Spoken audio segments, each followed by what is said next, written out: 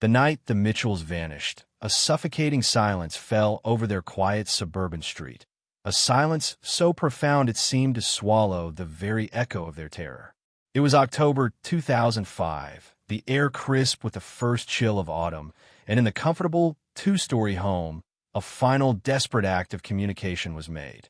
At 11:37 p.m., the police dispatcher logged a frantic, hushed 911 call. The voice, later identified as that of Eleanor Mitchell, was thin with dread.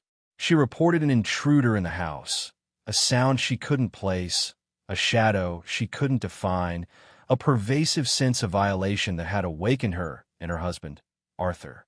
She whispered details. The front door was still locked, the alarm was set, but something, she insisted, was wrong. The dispatcher, struggling to keep Eleanor on the line as her voice grew increasingly erratic and panicked, heard a sharp intake of breath, a muffled sound like a heavy, damp cloth dropping to the floor, and then only the dead, empty static of a disconnected line. This sudden void was the precise moment the Mitchell family, Arthur, Eleanor, and their 14-year-old daughter, Clara, ceased to exist in the world. Within 15 minutes, 2 patrol cars converged on the address. The blue and red lights painted the perfect, untouched facade of the Mitchell home in strobing, clinical hues. To the responding officers, the scene was baffling in its utter normalcy. The front door was, exactly as Eleanor had described, locked from the inside. They checked the windows. All were intact, latched, and covered by drapes. There are no signs of forced entry, no shattered glass, no hastily abandoned tools. It looked like a family was simply sleeping inside. Yet a family was not. After receiving no response to their repeated knocks and calls, and with the chilling 911 recording replaying in their minds, the officers forced entry. The interior of the house only deepened the mystery and the dread. Everything was in its proper place. In the kitchen, a half-filled glass of water stood on the counter, next to a paperback book face down, marking a page. In the living room, a television was on, muted, displaying the late-night news ticker. Upstairs, the master bedroom held 2 indentations in the unmade bed, indicating a hasty departure. Clara's room was similarly undisturbed, a geometry textbook open on her desk. But the people were gone.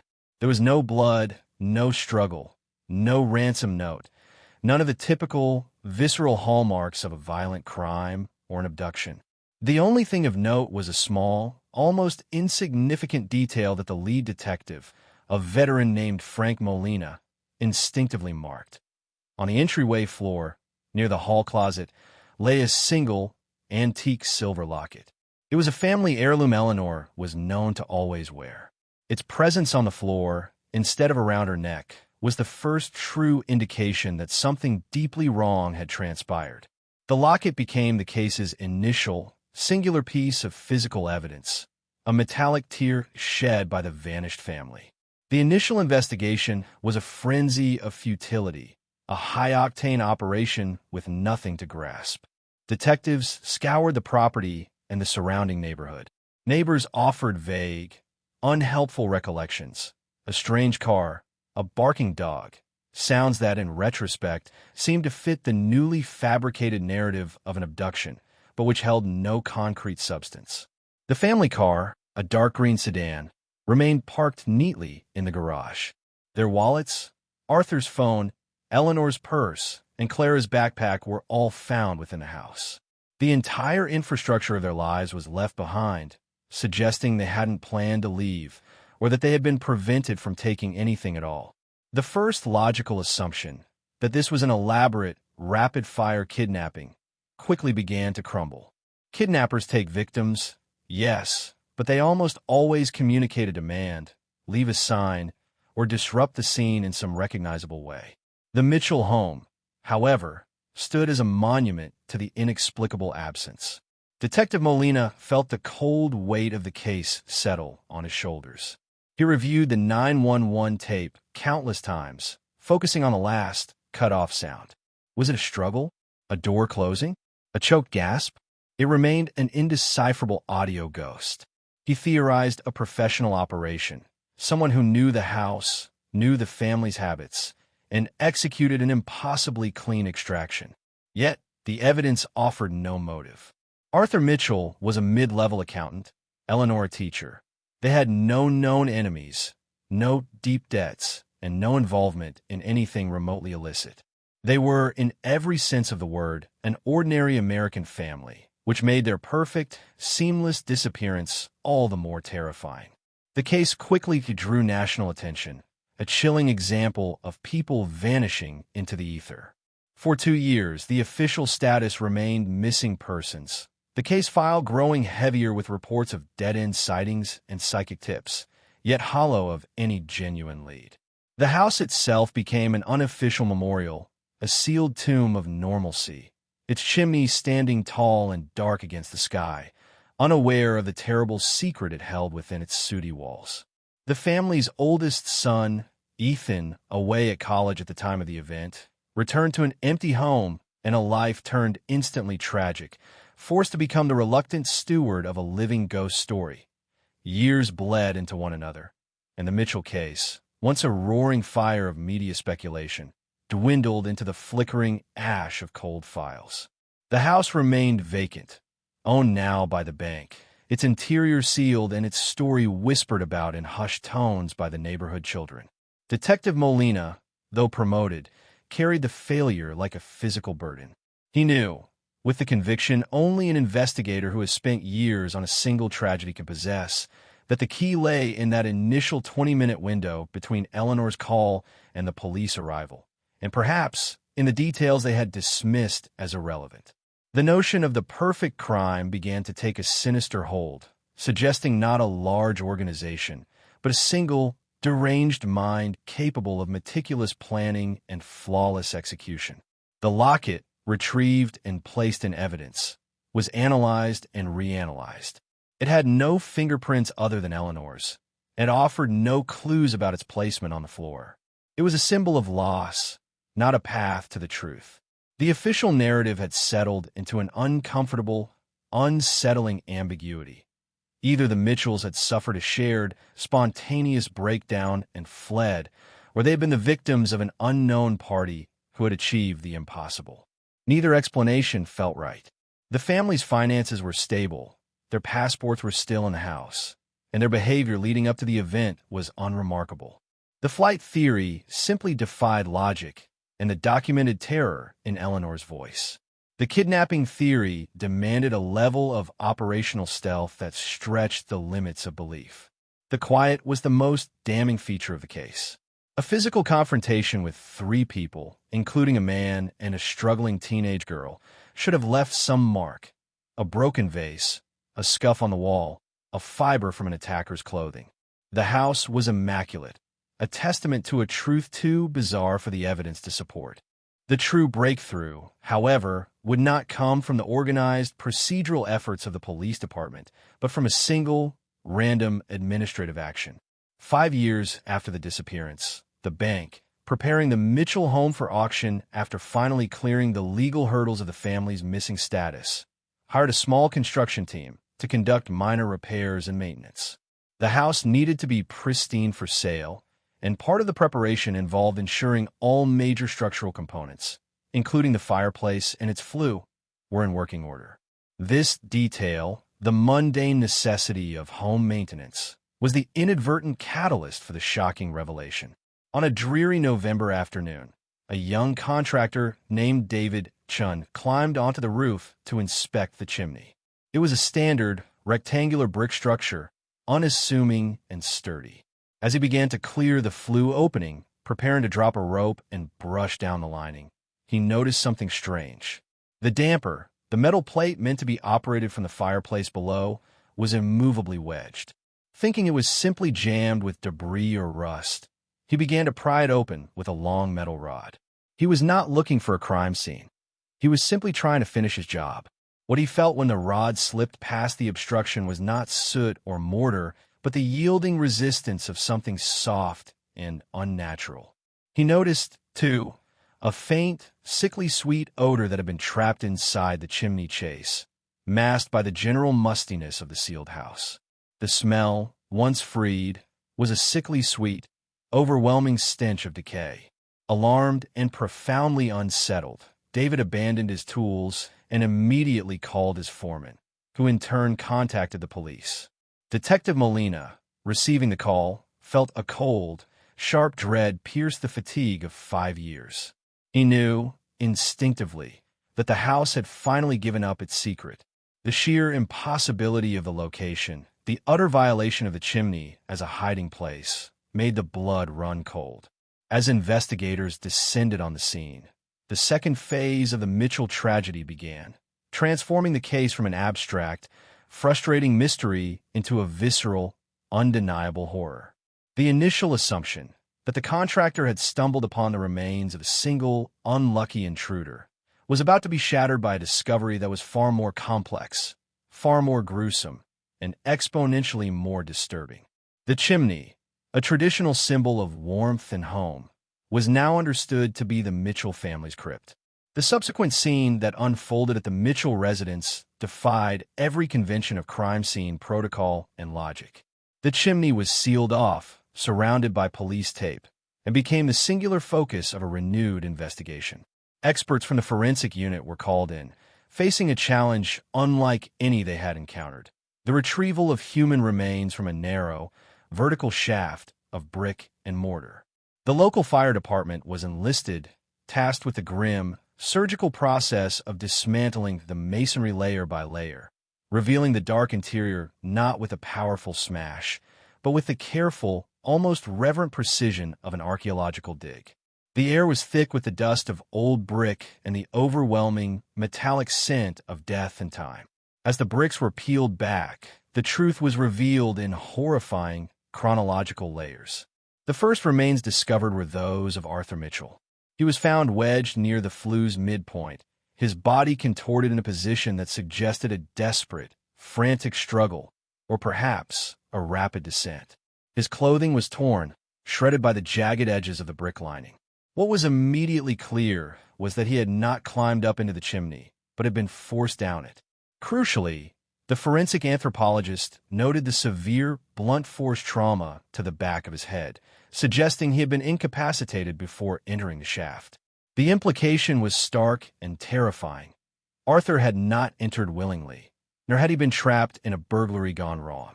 He had been murdered and then intentionally concealed. The shock was only compounded by the discovery that followed.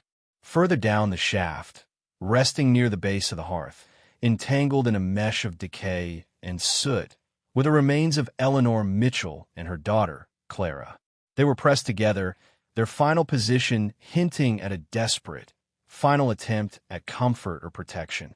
Eleanor, like her husband, showed signs of head trauma, though less severe, suggesting she too had been stunned or knocked unconscious. Clara's skeletal remains told the most heartbreaking story. Her small bones were fragmented, consistent with the impact of a fall, or, more likely, a forceful vertical shove compounded by the weight of a larger, heavier body. Her mother's, that had subsequently followed. The sheer brutality and the profound intentionality of the disposal were chilling. This was not a quick, clean murder, but an act of extreme malice designed to make the family disappear completely and forever. The realization that all three had been stuffed into the narrow, dark cavity of the chimney in the minutes following the 911 call was a horrifying jolt to the investigators. The physical evidence within the shaft was sparse, but incredibly potent. Wedged against a loose brick near Arthur's shoulder was a fragment of plastic, later identified as the antenna tip from an old model walkie-talkie. A single, dark fiber was found snagged on the collar of Eleanor's pajamas, a synthetic material that did not match any textiles in the Mitchell home. And then there was the final, devastating piece of evidence, still clinging to Clara's small hand, almost fused by the years of decay, was the silver locket. The locket that had been found on the floor near the front door 5 years earlier was a completely different piece of jewelry. This locket, found with the child, was engraved with the date of her birth, a private, cherished possession. The first locket, lying on the floor, was a staged misdirection, a chillingly deliberate attempt to mislead police into thinking the victims had been carried out the door and away from the house. The killer had walked out the front door, leaving the bait, while the true crime scene was a vertical tomb inside the very walls of the home. The initial theory of a random intruder or a professional abduction was annihilated by the chimney's contents. The meticulous disposal, the staging of the locket, and the fact that the bodies were placed inside the house, not miles away, all pointed to someone who had an intimate knowledge of the home and the family schedule, and who possessed a terrifying level of confidence and control. The narrative structure of the case had flipped. It was no longer about finding where the Mitchells went, but about finding who had the capacity and the reason to hide them so brazenly within their own sanctuary. The new line of inquiry focused on the small circle of people who knew the house and, more importantly, knew how to disappear 3 people into its architecture without disturbing a single vase on the mantelpiece. The dark truth was no longer the vanishing, but the terrible choice of the hiding place. The shift in the investigation was immediate and tectonic. The focus moved from the vast, unknowable world of random crime to the claustrophobic confines of the Mitchells' own life. The evidence, the blunt force trauma, the staged locket, the walkie-talkie antenna fragment, the synthetic fiber, demanded a perpetrator who was strong, methodical, and had gained access to the house not by breaking a window, but by being let in or by possessing a key. The original theory that the locked door indicated the victims were carried out was now seen as the key component of the killer's strategy. A locked door to maintain the illusion of an untouched crime scene, forcing investigators to look outside the perimeter. The killer had sealed the family in the vertical coffin, then walked back through the house, locked the door, and calmly melted back into the night. The new line of inquiry centered on proximal suspects, neighbors, colleagues, close friends, and the rare, estranged relative. The synthetic fiber was an immediate priority, sent off for advanced analysis. The walkie-talkie antenna fragment was analyzed by electronic forensics, revealing it was from a discontinued, ruggedized two-way radio model, often used in construction, security, or private, off-grid operations. This suggested a degree of preparation and a deliberate attempt to avoid cell phone tracking or police scanner detection. The methodical nature of the concealment suggested the killer had time, more time than a frantic, cornered burglar would have. The quiet of the house, the complete lack of a struggle, pointed to either a sedative or the use of overwhelming surprise and force. The timeline was now the central question. What did the killer do in those few, agonizing minutes between the final sound on the 911 call and the arrival of the police? The answer, investigators concluded, was the horrific physical act of stuffing the family into the chimney flue. The emotional gravity of the case now rested heavily on Ethan Mitchell, the college-age son who had returned to an empty home.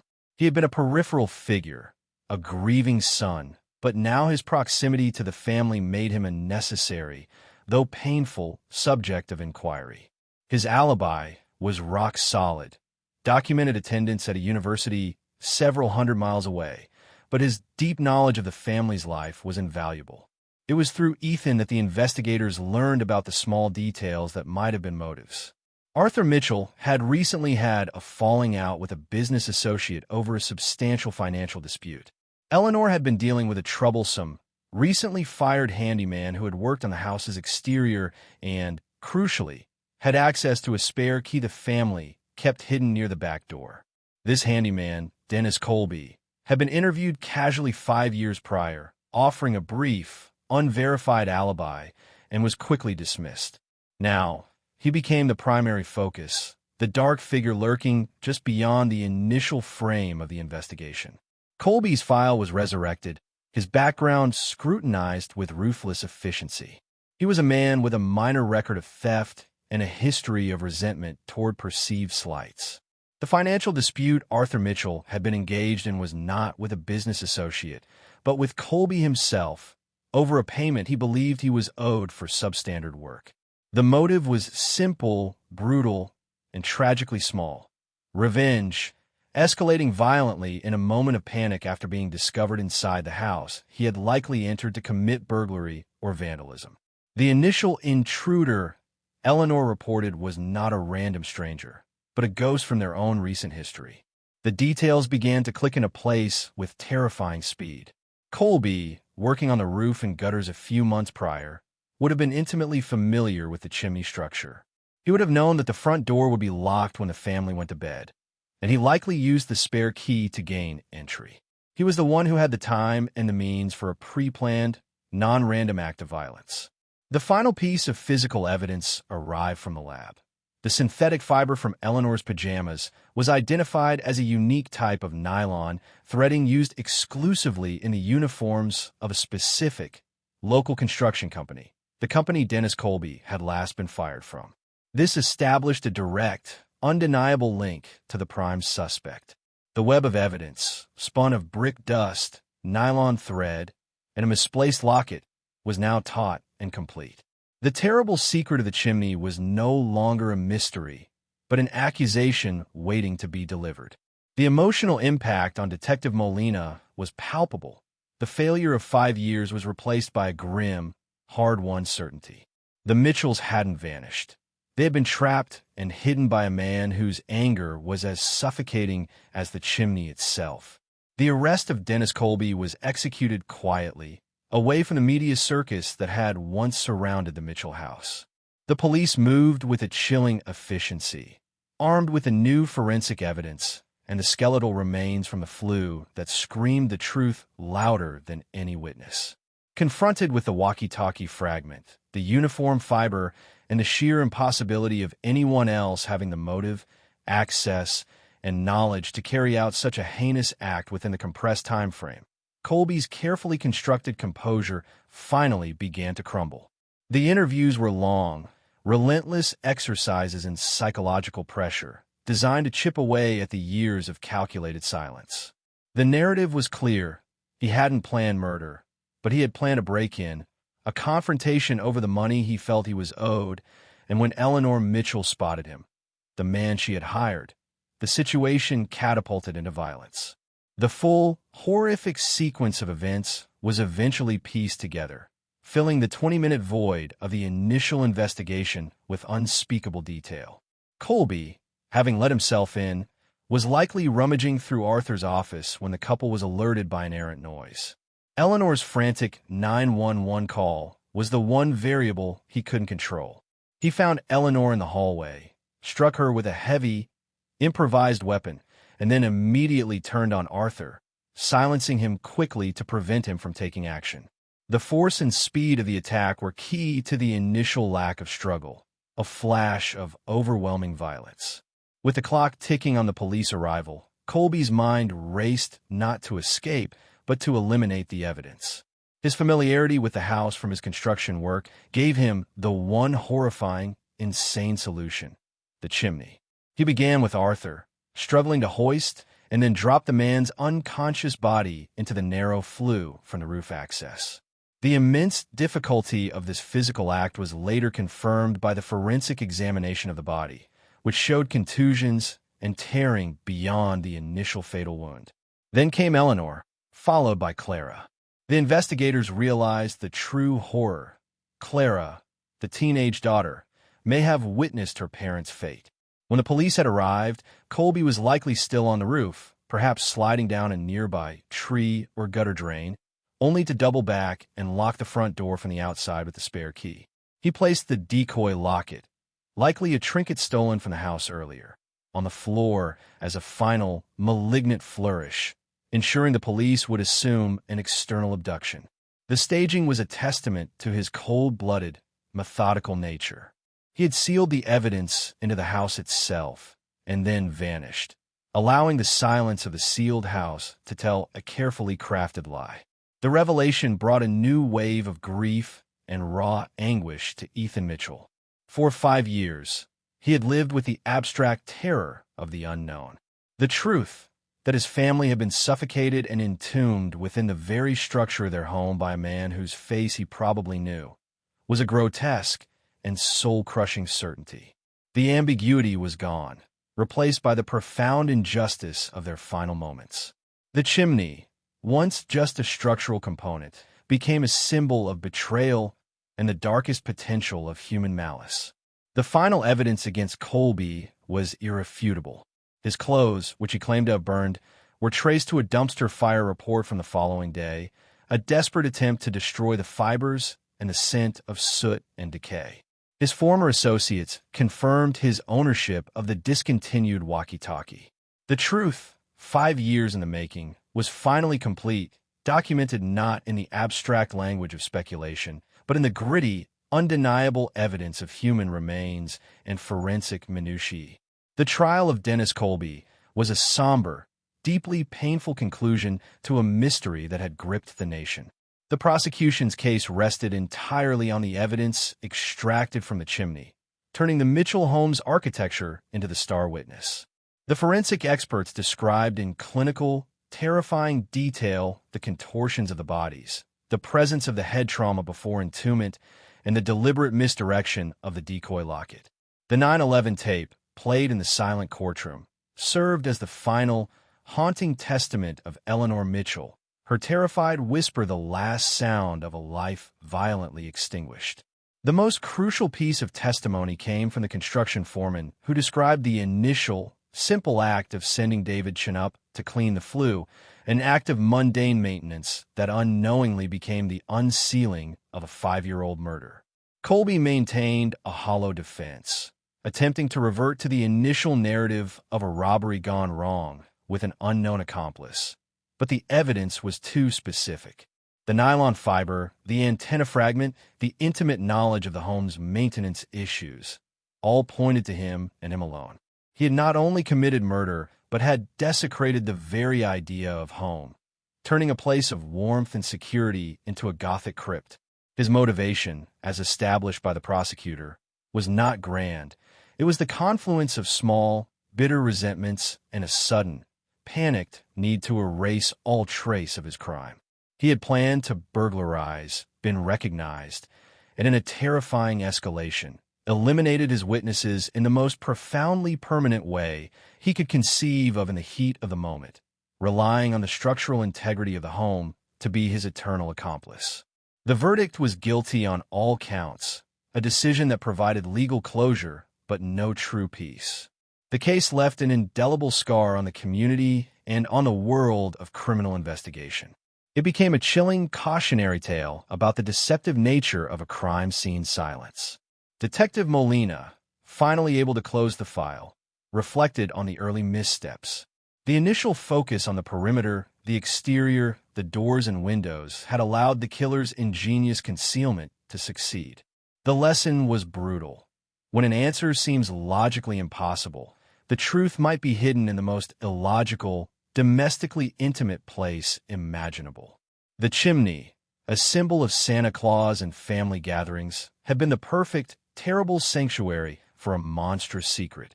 In the aftermath, the Mitchell house was finally sold. Its subsequent owners, aware of its horrific history, had the fireplace and chimney completely sealed and dismantled, removing the physical structure that had held the family's remains. The silver locket found with Clara was eventually given to Ethan Mitchell, who kept it alongside the staged decoy locket as two grim reminders of his family's fate, one representing the truth of his sister's final moments, the other the chilling audacity of the killer. The tragic story of the Mitchell family became synonymous with the silent dread of the unknown, a narrative that began with a whispered call for help and ended with a scream entombed in brick. It serves as a haunting reminder that sometimes the most sophisticated disappearances are not engineered by running away, but by simply hiding in plain sight, sealed within the very foundation of the life that was violently stolen. The profound silence that followed the 911 call was not the sound of the family leaving, but the dreadful sound of 3 lives being compressed into the darkness, forever changing how investigators look at the ordinary architecture of a domestic tragedy.